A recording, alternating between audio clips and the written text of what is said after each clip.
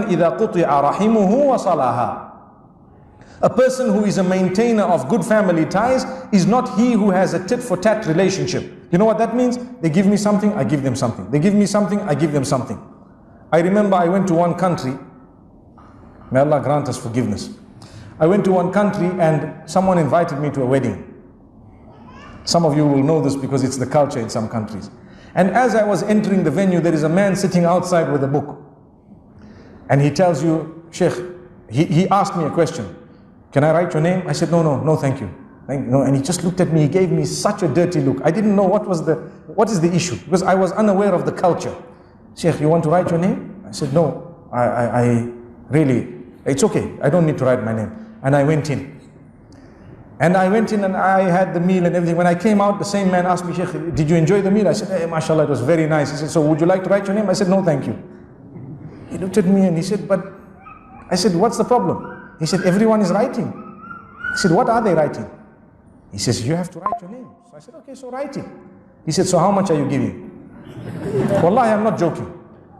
I was shocked because I was new to the culture. I guarantee you, some of you know what I'm talking about. I guarantee you. So he said, okay, I write. I said, what do you mean? He said, you have to pay. You have to come. He said, you think we invited you for free? Like what? I'm first time coming across this culture, you know? And then he wrote my name and I'm looking that they said so much. I won't say the currency because you'll know where it was. He said so much. I said, oh, he said, you know what? You are from abroad. You're from outside. We're expecting something better from you. Inna lillahi wa inna ilayhi raji'un. And you know what? It so happened that that moment I did not have cash in my hand. And I was so embarrassed. I told him, you know what? I can write, but I will have to send it to you. He said, don't make excuses, Sheikh. People respect you. I said, no.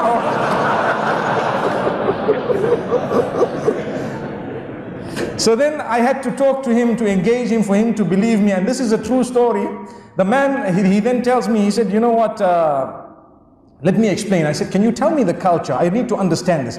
He said, look, when we invite people, as they're coming in, they give towards the expenses or the bride, the groom, whatever it is, right?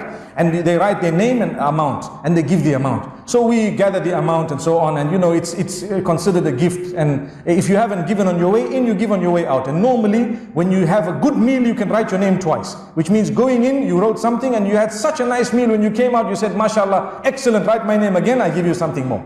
So he says, then what happens? The day there is a wedding in your family, even if it is 10, 20 years later, we take the book out. And we see what you gave when it came to our family. Wallahi, I'm not joking.